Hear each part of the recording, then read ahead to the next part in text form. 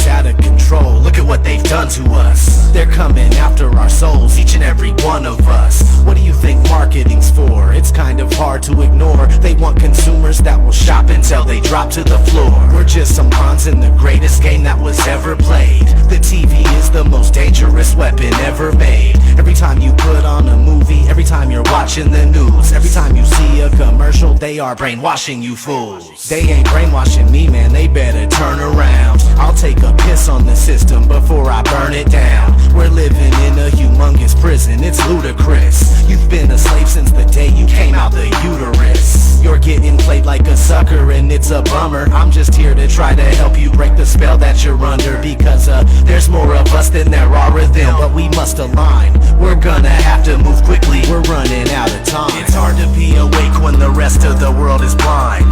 Everything that happens is happening by design. They wanna steal your soul and they wanna control your mind. Please open up your eyes, we are running out of time. It's hard to be awake when the rest of the world is blind.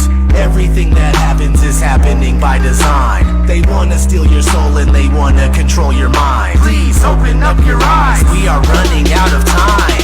The New World Order is all about total domination. That's why they're constantly dumbing down the whole population. In education is nothing more than indoctrination, and propaganda is propagated across the nation. We're kept occupied with money, they always got us chasing. That's why your dead-end job is called an occupation. And they fill us up with fluoride to kill our concentration.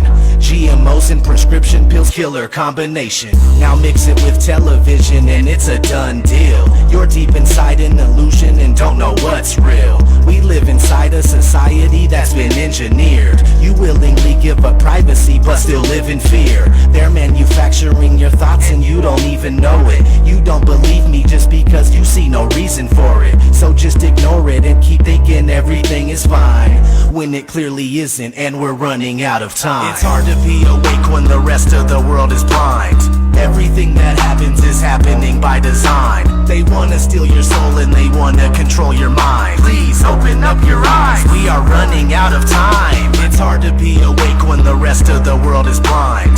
Everything that happens is happening by design. They wanna steal your soul and they wanna control your mind. Please open up your eyes, we are running out of time.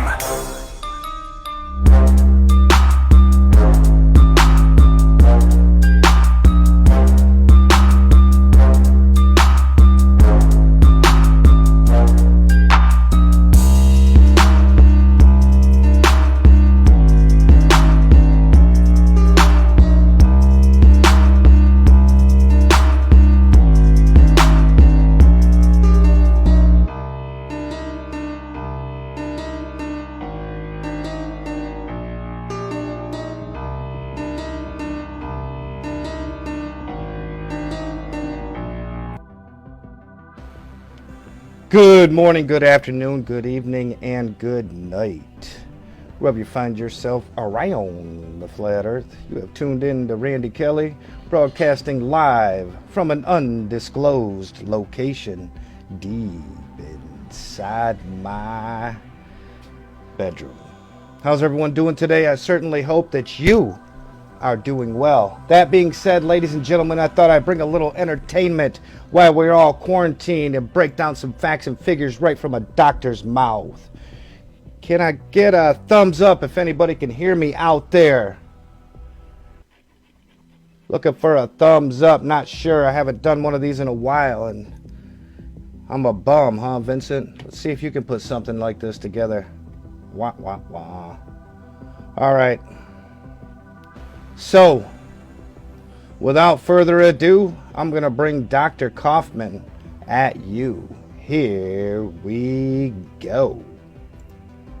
Hello, everyone. My name is Dr. Andy Kaufman.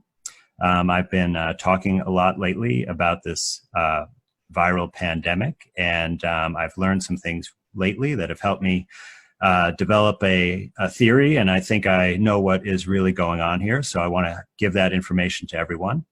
I want everyone to know that I am a qualified medical doctor, so I put up some information about my background here. I'm board certified. I practice in psychiatry and forensic psychiatry. I also do natural healing consultation. In the past, I've worked in hematology and oncology. I've held leadership positions in medical school. I ran a medical device startup company. And you can see where I had my education. So I feel that I am qualified to talk about this subject matter, and I hope you'll agree. I just want to thank some people out there who have been really instrumental and inspiring to me. So first of all, Dr. Cowan, who has been outspoken as well on this issue, and he really inspired me and gave me some great ideas that helped me put this whole big picture together. I want to especially thank James True, who has been a great friend, confidant, and collaborator throughout this whole thing, and we're definitely going to do a lot more work together down the road. I really want to thank Richie from Boston, Jason Lindgren, and Crow 777 for giving me the opportunity to get my message out there and for being so supportive and open. It's really just been incredible that I've been able to pursue this mission. I want to thank my kids who have been ignored a lot lately since I've been working so hard trying to figure things out. And I'm so proud of them. They're the only children in my area who I know who are not afraid of getting sick, and they're out playing and having a good time. And then lastly, Dr. Lanka and Dr. Turner Banks, who have done just amazing research and scholarship and have written books and papers that have really helped me figure things out. So thank you to everyone. All right, let's jump right in. So I want to start at the beginning at Ground Zero, Wuhan, China, Hubei province. This is the seafood market there. It's an open air market where the first cases occurred. And as you can see from this picture, there's a bunch of meat and animal carcasses just laid out right on the ground. Here's another photograph from the market where you can see that conditions are somewhat less than sanitary. You have live animals, you have dead animals, you have cut up body parts and fluids that all seem to be cross-contaminating. So this is definitely not the kind of market where I'd be wanting to buy my food from, but certainly there was a lot of traffic there, a very big market. So if what we had is a situation where just about 200 people at first became ill with a mysterious pneumonia type illness at this seafood market, and many of the people were actually employed or made their livelihood at the market. So I want to ask the audience out there, if you learned about this information, what would be your first thought about what most likely might be the problem that caused this mysterious illness? So would it be A, a new genetic disease like cystic fibrosis? Would it be B, a new virus, a new viral illness? Would it be C, autoimmune disease where the body is attacking itself, causing the problem? Or would it simply be bad seafood? And I think most of you would agree that the first thought you would have, given the commonality of the market and the sanitary conditions there, is that bad seafood would be an issue and something certainly to look into. However, the scientists in China did not agree. And in fact, they did not look into this issue at all, as far as I can tell. But instead, they jumped right into the possibility of a virus. So this is a quote from the first paper from the group there that claims to have identified this new coronavirus. And what they said is the disease was determined as viral induced pneumonia by clinicians according to clinical symptoms, including basically a fever, low white blood cell count. Pulmonary infiltrates just means fluid and congestion in the lungs on a chest x-ray. And the people did not get better after 3 days of antibiotics. So they did think of a bacterial infection first and then went right to the virus. And they note that most of the early cases had contact with the seafood market. So it sounds like they were primed to blame a virus on this illness right away. So how did they actually claim to have proved that a virus caused this illness? So what they did is they took only seven out of the almost 200 initial patients who were sick, and they stuck basically a fiber optic camera, like a long tube, down their windpipe into their lungs, and then they squirted a bunch of fluid in there, and mixed it around, and it collected whatever debris or cells or chemicals were in the lungs, and then they sucked it back up. And they did take some other body fluids. They did take blood. They took oral swabs and nasal swabs, but is the lung fluid where they really found what they, or think they found what they were looking for. So when they took this lung fluid out, they did not first try to find a virus in there and separate it out and purify it. But the first thing they did was find and separate some kind of genetic material. Quite an interesting strategy, and what they found was some RNA. But I'll tell you that in our bodies, at any given time, there is some free genetic material circulating around our blood and body fluids. And in addition to that, there are genetic material contained in various types of structures. So there's various types of vesicles, essentially just small little sacs of fluids that sometimes contain genetic material. There's also the normal bacteria that live in our body, including in the lungs, and they have genetic material. So there are quite a number of different sources of genetic material. So when they found this genetic material from the lung fluid, they then determined the sequence of it, which is basically the code of the genetic material. So they determined all of the base pairs and the order of that sequence. And then they rushed to rapidly develop a diagnostic test, which is a qualitative PCR, and I'll discuss that a little bit more in a moment. So in other words, before they really proved anything, they already developed a test. Okay, so why didn't they purify the virus, and how do they know what the source is of that genetic material? So it turns out that I was looking in a related area, and I found this study from last summer. And this study was trying to also develop a diagnostic test, but for lung cancer. And essentially, they used the same exact procedure. So they got the lung fluid in the same way with that bronchoalveolar lavage, and they collected that fluid, and out of that fluid, they isolated genetic material, and they sequenced that and they called it a possible biomarker, and this could be a test for lung cancer. So I thought it was quite interesting and coincidental that the same exact procedure was developing a diagnostic test for lung cancer as was developing a diagnostic test for this pandemic pneumonia. So let's look a little bit more in detail at this test. So this is that RT-PCR stands for, it's a mouthful, but it's reverse transcription polymerase chain reaction. And the RT part refers to that we're using it to amplify RNA rather than DNA. If we were using it to amplify DNA, it would just be called PCR. Okay, now I'll tell you some important things about this test. So the most important thing is it's not actually testing for the virus itself, it's testing for a sequence of RNA. Now, that sequence of RNA may be present in a virus, but it also may be present in other things. And so I'll give you an example, and I think I mentioned this before, but let's say we had a person that we wanted to identify. Okay, so James, I'm going to use you this time. So we want to be able to identify James out of a crowd, and we're going to send him to Yankee Stadium to a baseball game. But we're not going to look for James's face or any other part of his actual body. Instead, we're going to use a surrogate marker just like they're using for this test. So we're going to put a cap on James's head.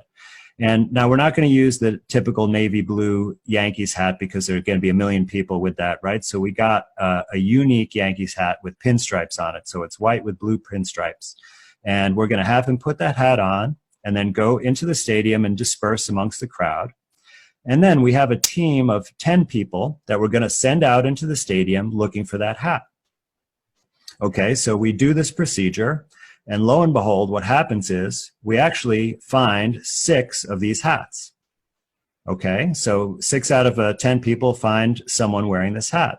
So we go and identify if any of those people are James. And it actually turns out that none of them are James, because James doesn't like wearing hats. So once he got in the stadium, he gave his hat to some kid who would have liked it, and that was one of the 6 people that we found. So you see that when you are looking for something that's not exactly the thing you're looking for, but it's something that's associated with that thing, you have to really understand the relationship between what you're looking for and that thing. So in other words, we had to ask James, will you be comfortable wearing this hat the whole time, right? And then we also have to know, did other people buy this hat, or is this a one-of-a-kind hat, right? So you can see it can be very misleading. We can get a lot of false results by using this type of method. So in order to mitigate that, and by the way, this concept was just drilled into us in medical school, that whenever you're evaluating a new test, that you need to compare it to the gold standard. And that's how you know if it's actually valid. So with this COVID-19 test, there has not been any gold standard test that this has been compared to, because the supposed COVID-19 virus has never been purified and visualized.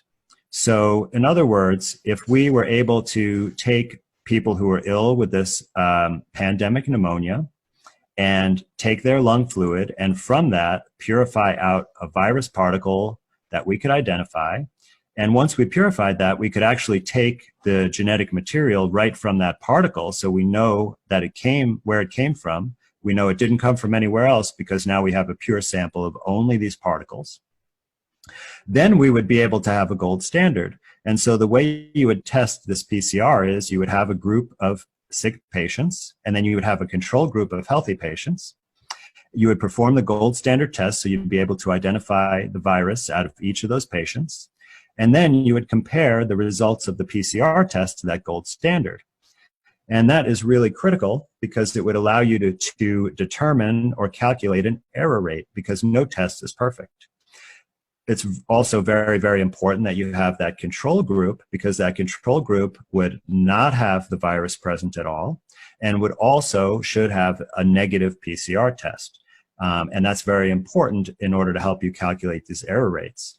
So one example of a type of error that I think we'd be very concerned about with this test, because we don't want to be mislabeled as being positive for this alleged virus and then risk being quarantined or perhaps even detained.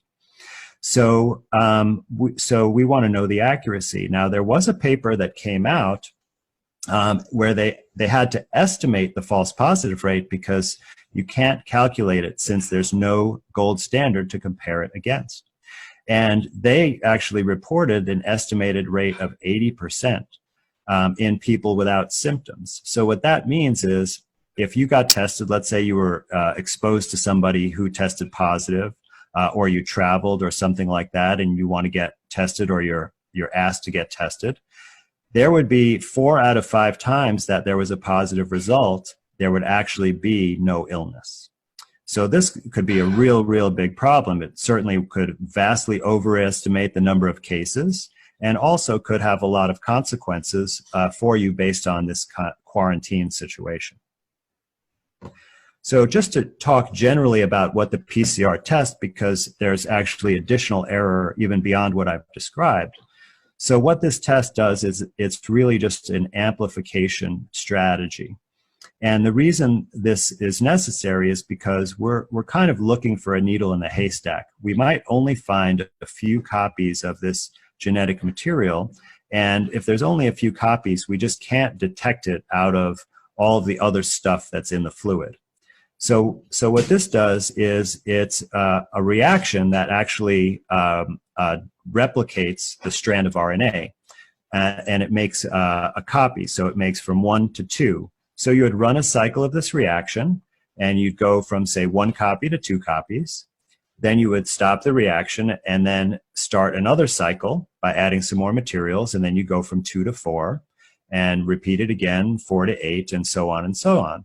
And this is an exponential or a binomial expansion. And if you look at the black curve on the graph here, you'll see that's what that represents.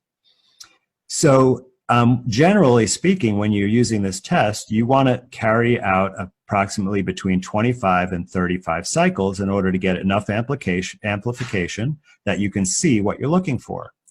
If you go too much beyond that, what happens is you end up amplifying the noise. So it seems to be generally represented that the absolute maximum number of cycles that you could do and still get an accurate result is 45. And that's exactly the number of cycles that is recommended for this COVID-19 PCR test. So it's right at the upper limit.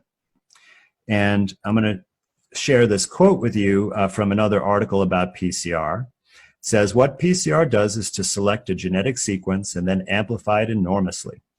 It can accomplish the equivalent of finding a needle in a haystack. It can amplify that needle into a haystack. Like an electronically amplified antenna, PCR greatly amplifies the signal, but also greatly amplifies the noise. Since the amplification is exponential, the slightest error in measurement, the slightest contamination, can result in errors of many orders of magnitude. So this is not a very accurate test, especially when you're pushing the number of cycles to get so much amplification. Just a slight mistake can result in false positives. And I think that's what we've been seeing.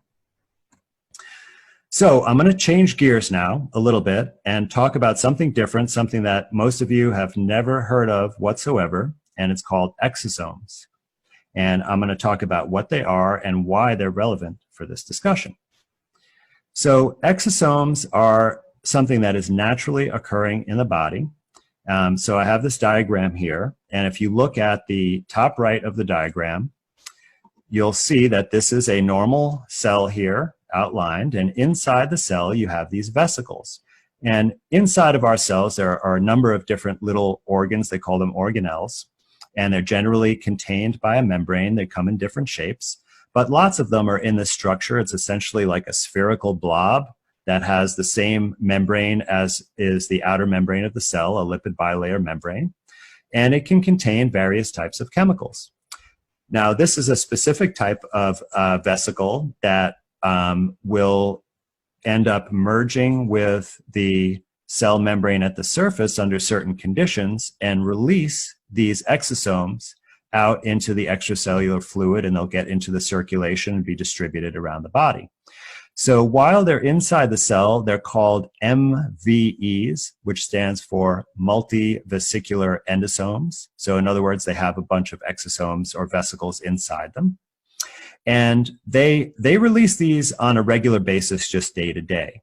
And there are many things, though, that can induce this process and accelerate it and increase the number of exosomes that it releases outside of the cell. And so these exosomes leave the cell, and you see they have these little squares on them. And these little squares are like a lock. And what they do is they go around the body through the circulation, and they're looking for the right key to fit their lock. And that's called the target cell. And depending on what kind of cell releases them, they might have different keys and different locks, so they're targeted to different parts of the body. And these are mostly thought to involve communication. So communication between one cell and another cell, between one part of the body and another part of the body.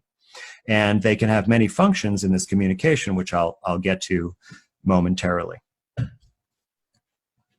So here on the left, this is an electron micrograph, or a picture from an electron microscope of exosomes. And you can see here an exosome budding out of the cell.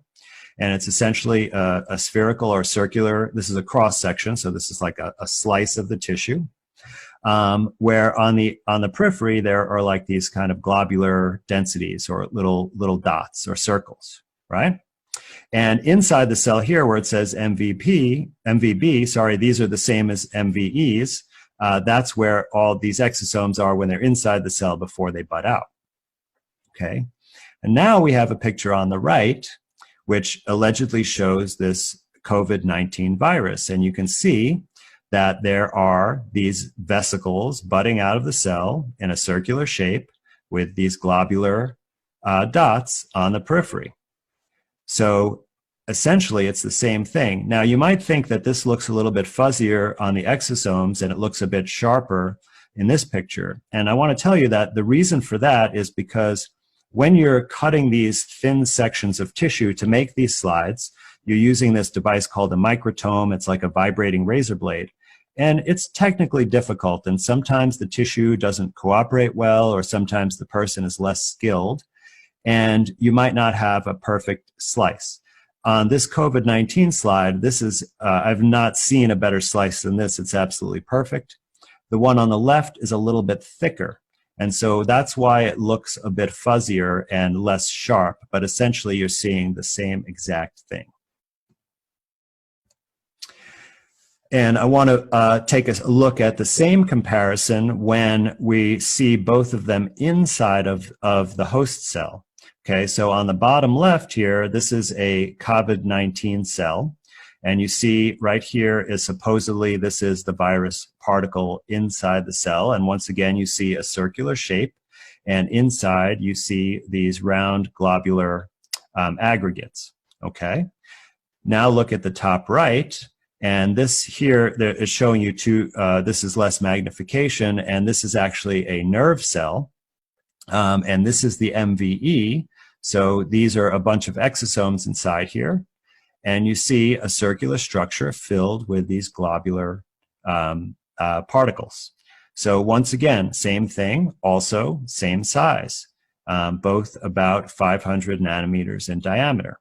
Okay, you see the scale lines here, so you can see for yourself.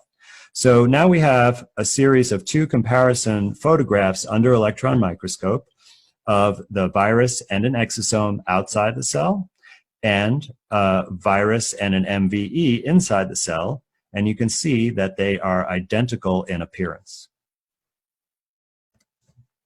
So let's look at actually some physical parameters of these and continue our comparison. So I've mentioned a little bit that they are roughly the same size when they're inside the cell, same size when they're outside the cell. Now there is some variability here. I've looked at lots of these photographs, and I see in both cases there is some variability in the size. So these numbers are not precise, but in every case they are essentially compatible in their range of sizes. Now also the receptor, now this is a key thing. Now remember I mentioned that lock and key mechanism. Well, actually with the COVID-19 papers, they have discovered that on its surface it has a receptor for ACE2. Now ACE2 is an angiotensin converting enzyme. It's an enzyme in our bodies. One of its functions is that it works with the kidney to regulate blood pressure, and there are blood pressure medications that inhibit this enzyme. But in this paper, what they said is that this receptor is actually how the virus invades the cells. Now, I also was able to find a paper where they've identified exosomes coming from our own body that also use the ACE2 receptor as their lock and key mechanism to find their target cells. So exosomes and COVID-19, the same exact receptor on their surface targeting the same exact cells. Now, these both contain genetic material, and it's both in the form of RNA. No DNA, only RNA. And these structures are both found in the lung fluid. So the lung cancer test that I showed you earlier found exosomes in that fluid, and the lung fluid showed the COVID-19 as well. So you can see that the more we take out this comparison forward, we see that they're essentially the same in every important way. So I happen to be looking in the virology literature, and actually they also think exosomes and viruses are possibly the same thing. So this is Dr. James Hildreth, a very prominent researcher and academic physician in the field of virology and HIV research. He's currently the president and CEO of Meharry Medical College, but he was a full professor at Johns Hopkins, and he wrote this paper with 2 of his colleagues there. And what he said, and I quote, "The virus is fully an exosome in every sense of the word." Now, this was just a great confirmation for what I was already thinking, and I was kind of blown away when I read this in the paper, because this was one of the last papers I looked at to find this after I'd already come to the same conclusion. It really helped validate my opinion. So what is it that causes us to make more of these exosomes and throw them out into our circulation?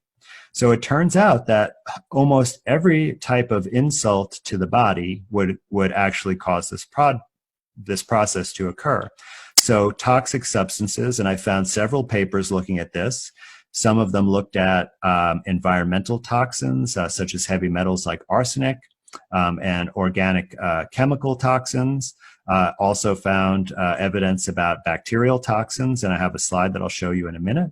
So there's clearly has a role in the communication or possibly removal of toxic substances that damage our cells. Now, interestingly, psychological stress, including fear, which many, many people around the world are experiencing in a very intense way right now, also causes release of exosomes.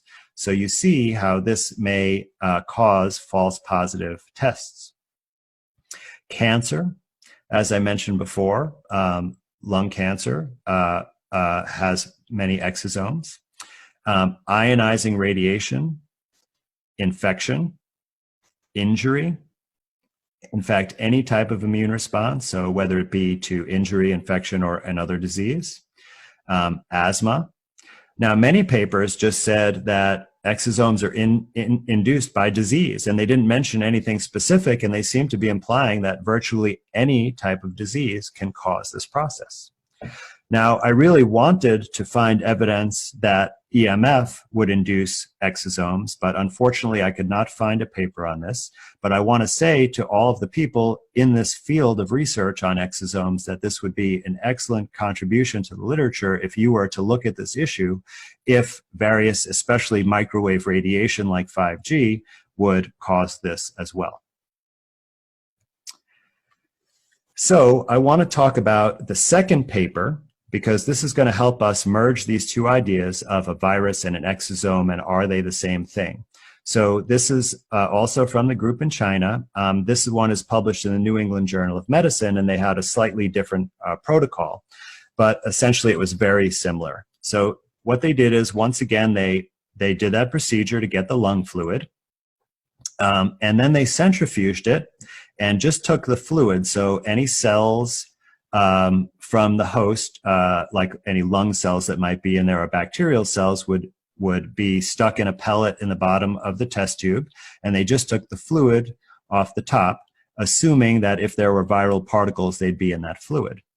But they didn't actually then try to purify the virus out of that fluid. Instead, they mixed it with cells that they took from a person who had lung cancer surgery, and they incubated it with the lung cancer cells. Now, you remember I said earlier, and I showed experimental evidence, that lung cancer cells make exosomes.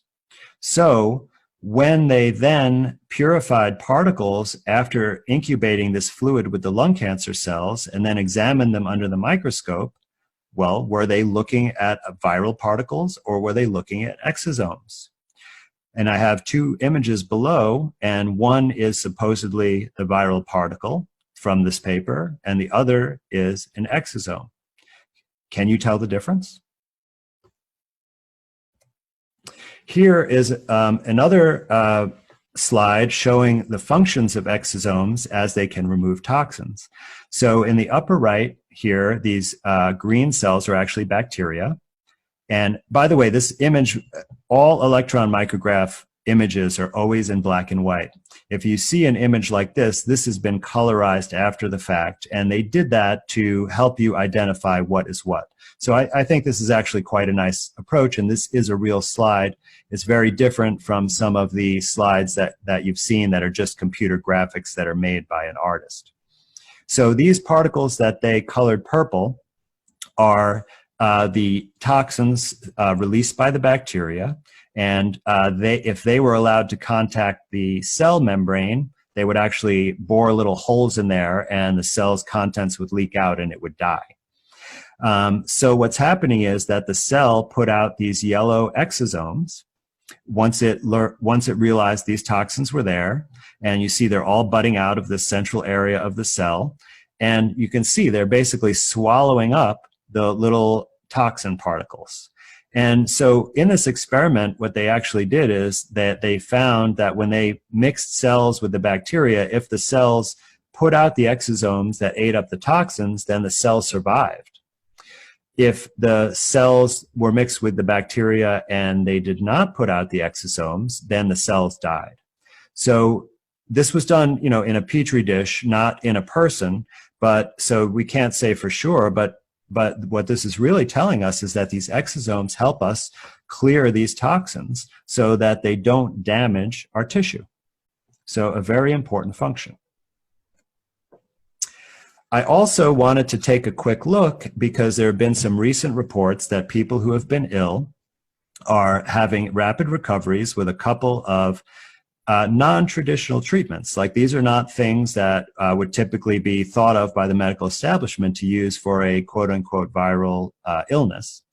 But there are certainly reports. There was a doctor in New York City who claimed that he cured several hundred patients with hydroxychloroquine. I think he combined it with zinc. Now, hydroxychloroquine was originally a drug for malaria, but it's used in the United States primarily for diseases like rheumatoid arthritis and lupus. And it is not known how it works in those illnesses. And in my experience, it doesn't really work at all in those illnesses. However, there has been a bunch of research trying to figure out what this drug does. And I read a review paper on this, and I found quite an interesting thing. So there are studies that show that this drug can release lysosomal enzymes. So I'll tell you that the lysosome is basically the garbage dump of the cell. So it's another one of these vesicles or sacs, and it has all these enzymes that basically just chew everything up, similar to what happens in your gut when you're digesting food. And any trash that is not working anymore, right, like proteins that have degraded or DNA that was copied in error or things like that, they get sent to the lysosome for destruction and recycling.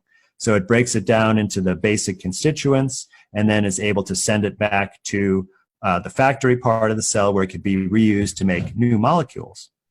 But in the case of this drug, what it actually does is release these enzymes out of the compartment in the cell and into the cell cytoplasm. And this can actually be quite damaging to the cell itself. However, if the cell has been inundated with some kind of toxic substance, these enzymes could help break that down so that the cell could survive. So I think that may be actually how it's helping these patients. Now, vitamin C is the other one that has been reported to be quite successful. And a lot of people think that vitamin C really works by, quote unquote, boosting the immune system. Now, it does have an effect on some of the immune regulatory function, but I do not feel that that's really how it helps in these conditions. In my opinion, it is the antioxidant properties of this drug and possibly the blood thinning qualities that is what really helps this illness. So when you have a toxic exposure, oftentimes that toxin will cause what's known as oxidative stress or free radicals. And we're all familiar with, that it's recommended to take antioxidants and, eat special kinds of berries and things like that. But not too many people understand what that's really doing. But what it does is it kind of acts like a neutralizing sponge for these free radicals. It just soaks them up and quelches them. And what the free radicals do is they have like a chain reaction. It's like they tag someone and make them a free radical and tag the next person and make it a free radical. And then all these molecules end up falling apart and making a huge mess. And the cells can't function. So the vitamin C stops that process dead in its tracks and reduces that damage and prevents further damage. And in my opinion, that's how it works for this type of acute illness. All right, so I'm going to tie this all together, everything I've told you tonight, into what I think is really going on here. So what I think is happening is that, first of all, as I've reported quite a bit, there are really not pandemic levels of people getting sick and dying from whatever's going on. The numbers are far less than a typical flu season. However, there clearly are some people who are getting sick. What I believe is causing this illness is that there is some kind of insult that occurs that causes the damage, and then there is a reaction to it, which is the production of exosomes. And when we are testing for this supposed virus, we are actually testing for these exosomes, which confirms that there's some kind of unhealthy process going on in the body. Now, I talked about the things that can cause production of the exosomes, and I believe that those represent the cause of the illness. And I think that the possibilities are that there is some kind of poison. Certainly, there's lots of precedent for a pneumonia-type illness coming from inhalation of toxic substances. There could be the stress and fear could be the cause. It could represent a regular flu or pneumonia or even a bad cold, and whatever causes those would be the same cause. And lastly, electromagnetic radiation could certainly be a cause as well. There has been a major proliferation and installation of new 5G infrastructure. And there's certainly evidence known that 5G can have adverse effects on one's health, including damaging DNA. And that evidence actually comes from Los Alamos National Laboratories when they've studied microwave and radiation like they use in the body scanners in the airport. And I think it's quite possible that there is not one toxic exposure, but there could be different causes of this illness in different areas, or perhaps even in the same area between different people, that this may not be a uniform cause of the illness, but it does cause a similar constellation of upper respiratory symptoms. And these symptoms are not extremely specific. All of these illnesses, I could list off probably 20 different illnesses that would cause a cough, possible shortness of breath, a fever, and suppress your white count. So there could be several different causes of this, but I do not see any conclusive evidence whatsoever that there is any virus. And certainly you could see that the exosome and the virus are essentially indistinguishable from each other.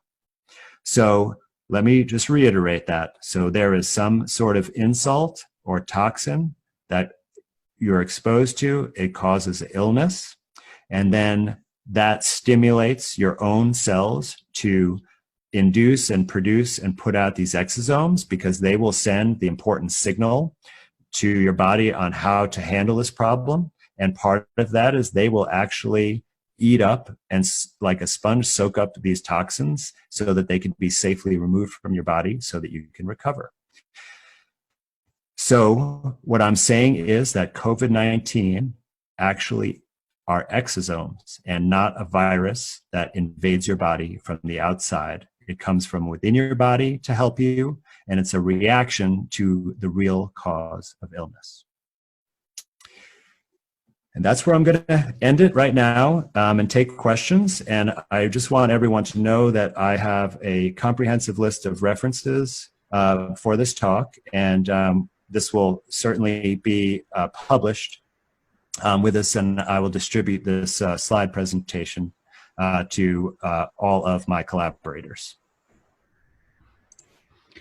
Fantastic. Thank you so much, Andy. Is it accurate? I'd like to start with the first question, if that's okay. Is it accurate to say that the day before the Wuhan breakout took place, the day before anyone knew anything was wrong, if you were to send a team into that place, that we would find exosomes inside of every single human there at that location? Absolutely.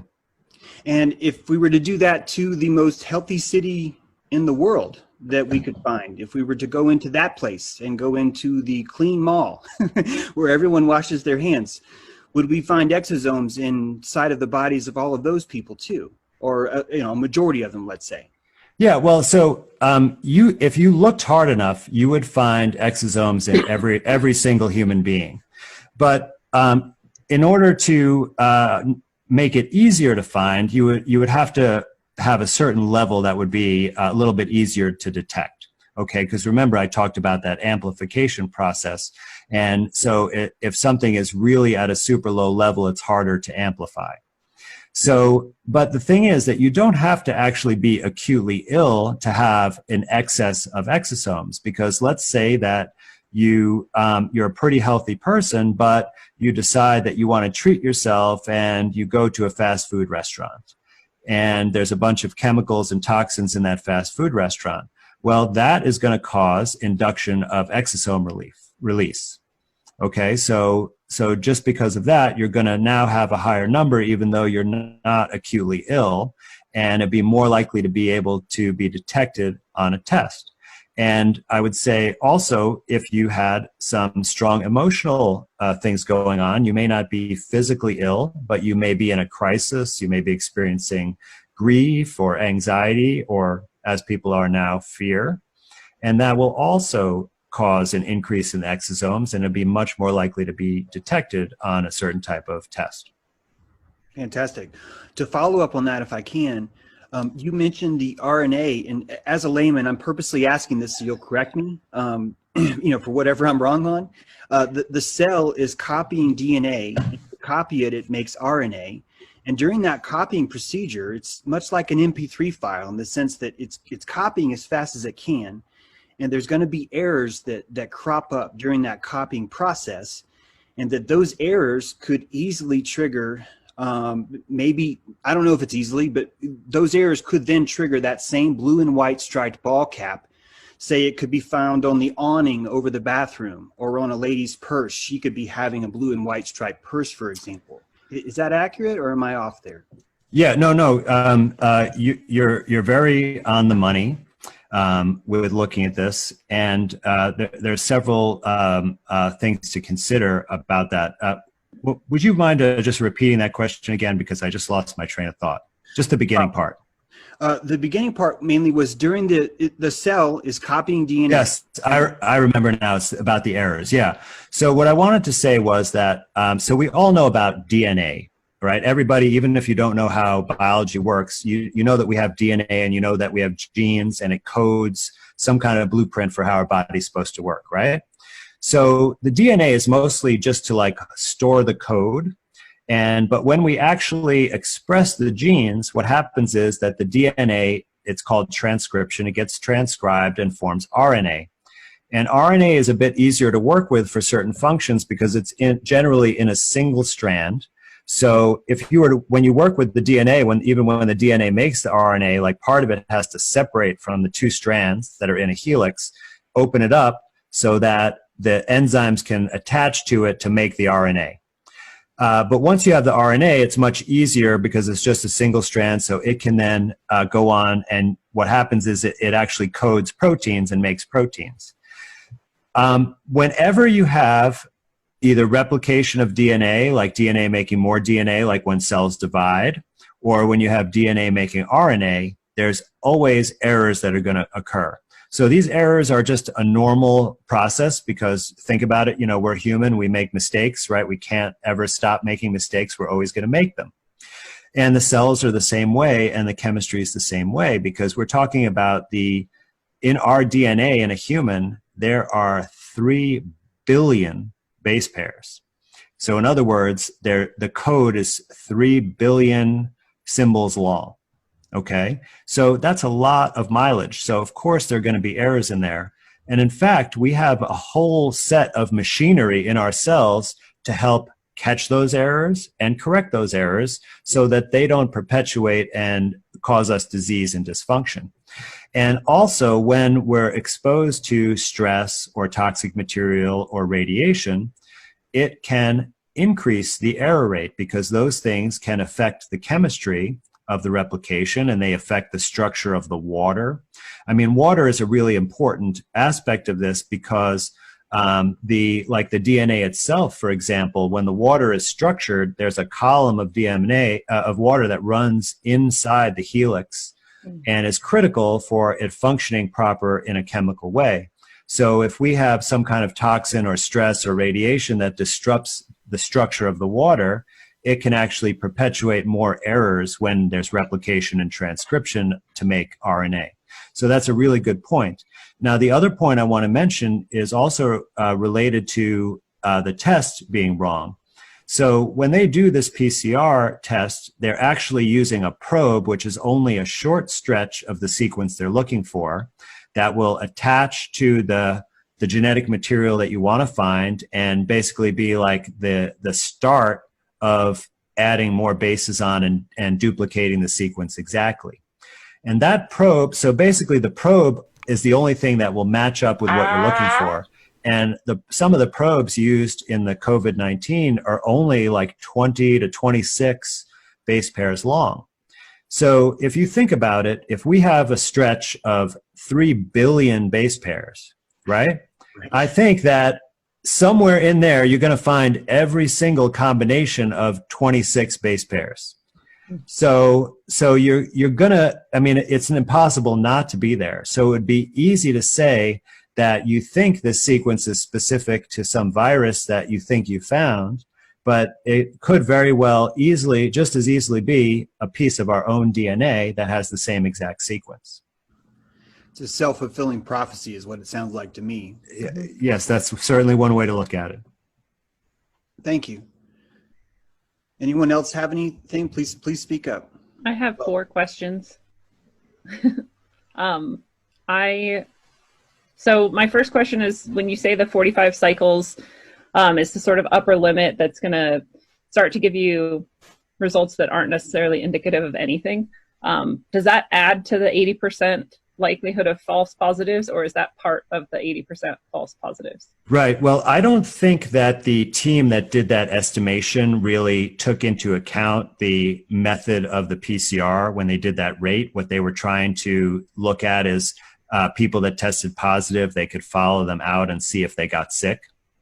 But so I look at it as a separate source of error. Now, certainly it would, if you could accurately measure the error rate, if you had a gold standard comparison, it would be reflected in whatever error rate you calculated, right? But since we only have an estimate and it didn't account for it directly, it could be considered as an additional source of error.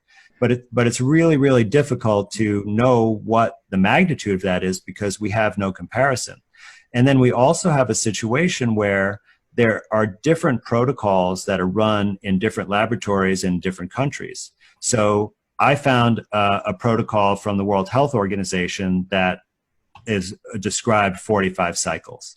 But that doesn't mean that if you go to Taiwan or if you go to Sweden or if you go to Mexico, that they're doing it exactly the same way.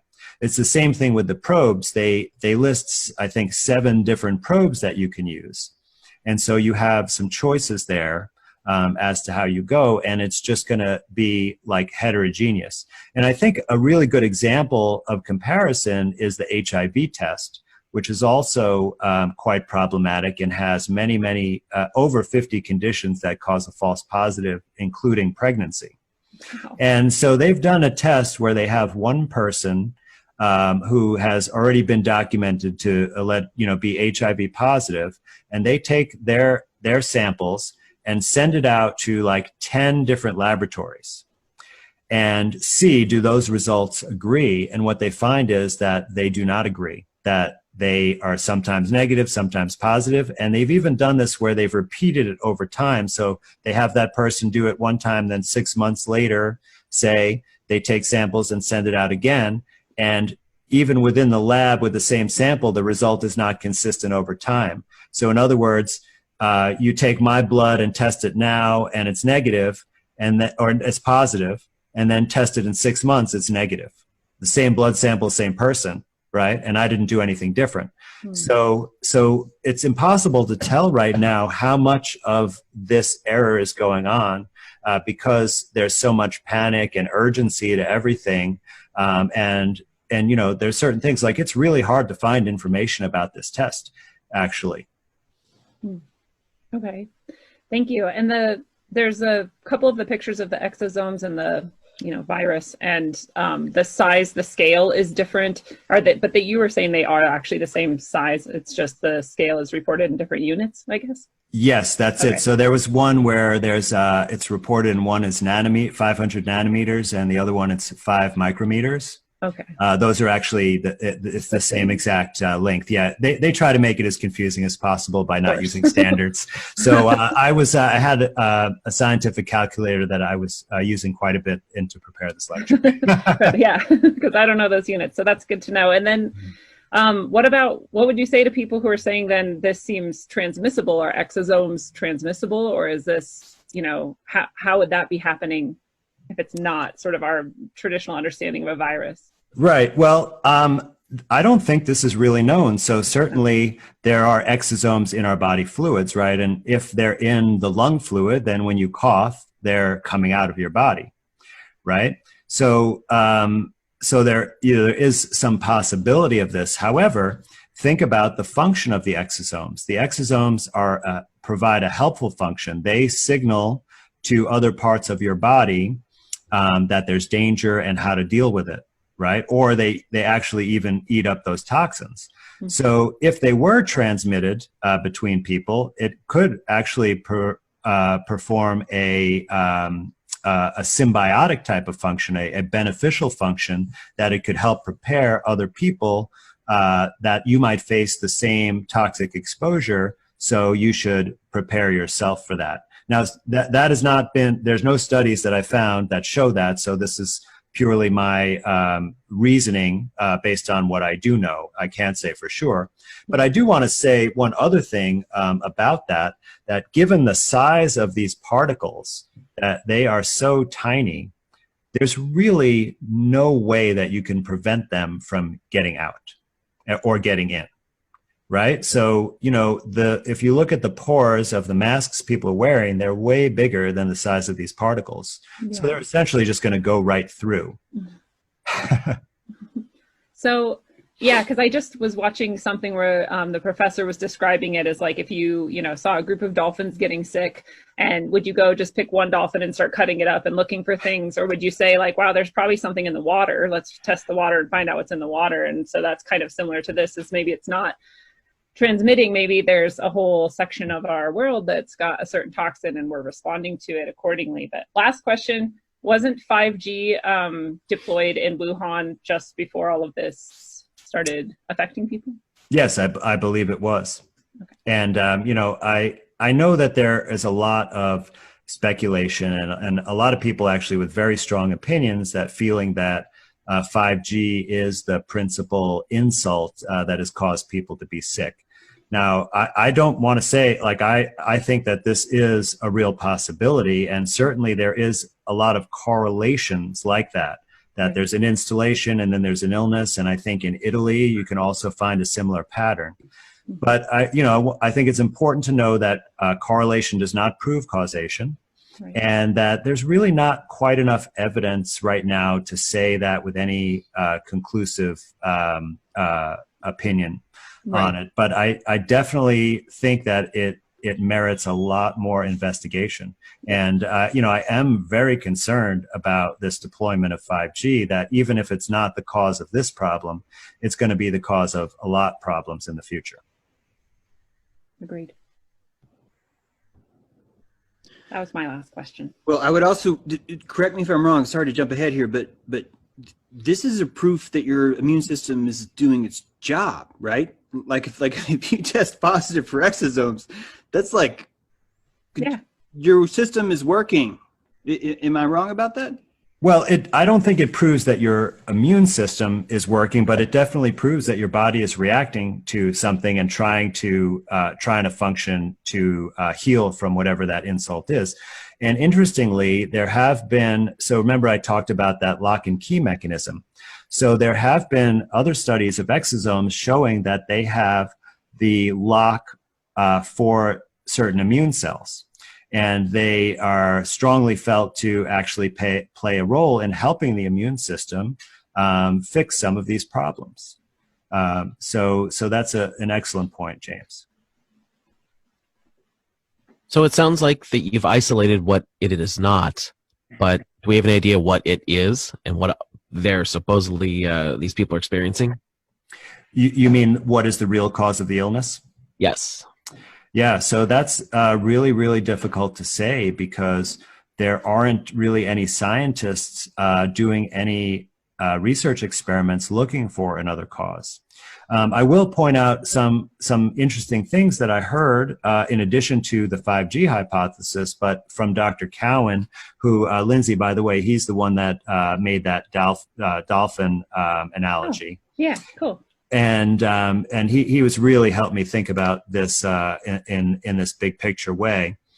But so he mentioned that there was a community, and I think this might be in Northern Africa, but I could definitely be wrong. It was definitely in a developing country where they had just recently made people use biodiesel for all of the vehicles, or they rolled out a big fleet of vehicles using biodiesel. And so he was reasoning that probably, this is like from corn or other GMO crops making this diesel, so that when these vehicles are using this fuel, they're actually putting out tons of glyphosate into the air. And then people would be inhaling this possibly, and then that could be a cause in that area of a respiratory illness. So it's quite possible that it could be multiple different causes in different places, and which also would help account for a slightly different constellation of symptoms that might be segregated in certain areas geographically. So is this really nothing beyond a flu per se? Like the things that we're seeing, is this just a flu and they're saying it's this other thing? They're just taking all of the flu things that are going on all over the world and saying, oh, it's this one terrible thing and we have to stop it. Right. Well, that is certainly a possibility. And, that has been my main working hypothesis so far, because if you look at the number of cases and the number of fatalities, you'd see that it doesn't even really rise to the level of the flu. So if they took the real number of flu cases for this year and decided to designate a certain portion of those people to test positive and say that when they're having the flu, it's actually this other really scary virus that is more likely to kill you, and that we need to take all these precautions, that everything could certainly be explained by that, because when you have the flu, you're definitely going to put out these exosomes, and so you can have a positive test.